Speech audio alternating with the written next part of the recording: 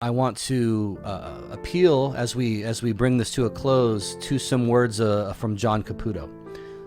This is I'm quoting him in an article I wrote on jasonstelman.com. It's called A Theopoetics of Exile, The Risk of Divine Maybeing. And I quote an earlier, this is something I said in an earlier article.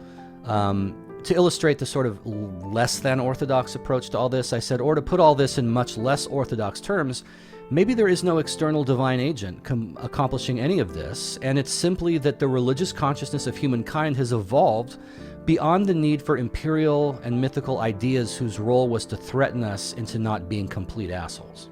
Okay? So, there was a time, just let me illustrate, there was a time when, this could be true, by the way, of all of humankind, or just of our own. This could be autobiographical or biographical about us, right? There was a time when mankind needed an external threat of hell or a promise of heaven in order to get him to do the right thing. Okay? Love your neighbor. Why should I? Well, because if you don't, you'll go to hell. If you do, you'll get pie in the sky when you die, up in heaven. Oh, that'll work. And that there may have been a time in the evolution of our religious consciousness that was needed. That sort of fear of punishment, hope of reward component, that dynamic needed to be functioning in order for us to be good people, right? It's much like in marriage. You think about marriage. There was a time in our history when the only way really to ensure fidelity between two people was marriage, right? Otherwise, there's nothing holding us together. But it seems as though, especially since the 1960s, the dynamic has changed where there are lots and lots of couples who are monogamous and faithful, but they're just not married. And the idea that God looks upon their union as sinful, but if they would go to Vegas and go to a drive-through wedding chapel and have an Elvis impersonator marry them and give them a piece of paper off the internet, then suddenly God looks at their union and with a totally different eyes, because now you're married, now it's okay. Well, that's ridiculous. Maybe the way that this bigger point I'm making is illustrated is that it didn't used to be possible for two people to be faithful to one another and monogamous without marriage, without that sacrament. In medieval times, one of the sacraments of the Catholic Church is marriage. It was without marriage, it's impossible. But what if you have two people who are faithful to one another over the long haul, over their whole lives, without ever being married, right? Maybe that's an example of these people have matured beyond the need for some official sanctioning document to bless their union, right? Maybe that was like a training wheels on a bike. But the training wheels exist for a time. When you're too young to be able to balance on a bike, you got those training wheels to keep you from falling over.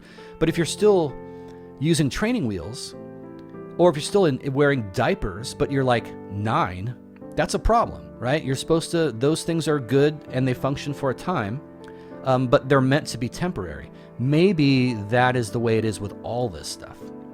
Okay? So,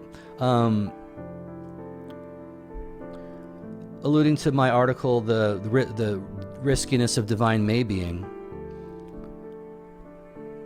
In another post in this series, I talked about Meister Eckhart's prayer for God to rid us of God. Meister Eckhart was a Catholic mystic, priest, theologian in the 1200s, I think. This can be understood to mean that God, as illustrated by the Christ event, has abdicated his royal seat and has poured himself out as a sacrificial offering upon the surface of the world. The self-emptying of Christ, as described by Paul, has ramifications beyond Calvary. God is spirit, says Jesus. In the last days, saith the Lord, I will pour out my spirit upon all flesh. Acts chapter 2, verse 17. Now, I want to quote Caputo, John Caputo, radical theologian. I think he's retired now, but he's still living, and he's incredible. And this is from his book, Hoping Against Hope, Confessions of a Postmodern Pilgrim.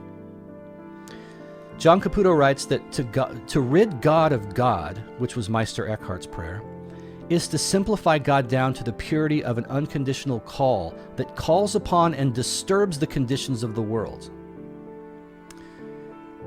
quoting Caputo, to say God is insistent without existence is to say God calls, God solicits, God lures, God invites, but without the force of arms. Okay, so this is not an imperial call. This is not a suggestion with the divine army to enforce it, right? This is something altogether different. Of all the love for the world God shows, none is deeper than God not considering existence as a thing to be seized upon, and instead emptying the divine being into the world. He's clearly playing with Paul's language in Philippians 2, that Christ did not consider equality with God something to be seized upon, but he emptied himself. He poured himself out. God dares not to be. God takes the extreme risk, and nothing could be more extreme, of leaving being and existence in our hands. In daring not to be, in daring to be nothing more than a kind of may-being, we are called upon to fill up what is lacking in the insistence of God. God allows the weight of existence to weigh in on us. The burden of existence is on our shoulders. Okay? So he's saying that categories like being and existence are strong categories. We're operating, this is weak theology that we're doing. This is exile, right? Caputo doesn't use that term, that's my term. But it's the same idea. Being and existence are strong imperial categories. But what if God insists rather than exists? What if God calls, lures, solicits, entreats, invites, beseeches us? And that we are the ones who bring him into existence. We turn his insistence into existence by our acts of love and service, our acts of mercy and compassion for the world, for the other, for our enemy, right? That's what Caputo is saying. Perhaps this is the case. And so I go on and I say to argue about theism versus atheism is a category mistake, to use Caputo's illustration, like arguing about whether quarterbacks can steal third base. And so this has got nothing to do with the new atheists. This has nothing to do with Sam Harris and Richard Dawkins and Christopher Hitchens, all those guys. That's not what this is about.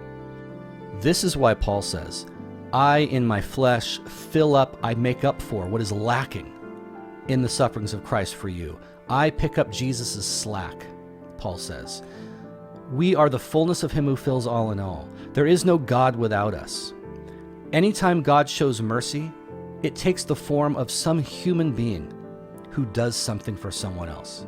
And so what I'm saying is, if you want to take this in an orthodox direction, you could say, we have now been empowered by the Holy Spirit to love our neighbor as ourselves and so fulfill the law and please God and make it to heaven when we die, I guess.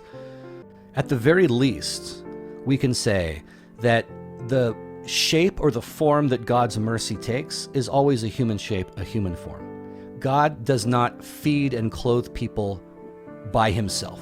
We don't know him after the flesh anymore, Paul says, right? How do we know him? We know him in the breaking of the bread, Luke 24. That's how we recognized him when he broke that bread, right? And so we don't know him. He doesn't exist as some external object or divine agent who clothes and gives water to thirsty people and feeds the hungry, right? We do that. That's why Jesus in the sheep and the goats judgment in Matthew 25 talks about when the shepherd comes and gathers the nations, and he'll separate them like a shepherd separates sheep from goats. And he'll say to the sheep, come, blessed of my Father, inherit the kingdom prepared for you from the foundation of the world. For I was hungry and you fed me. I was naked, you clothed me. I was thirsty and you gave me something to drink. And the sheep say, when did we do that? Inasmuch as you've done it to the least of these my brethren, you've done it unto me, right? And so the form that God's mercy takes is always human, right? It's always us. God does not directly feed and clothe people. He does it by means of his body. There is no Christ without a body. He's just a floating head out there without a body, right? We are his body, the fullness of him who fills all in all. Or you could take it in a much more radical, exilic direction and say, the point of all this is to show us that there is no God, that the genie in the bottle is a lie and a deus ex machina, that there's nothing behind that veil that was torn. And turns out we are responsible to bring God into existence by our concrete acts of love and service for our neighbor. Because after all, if we don't care for the needs of our neighbor, nobody will.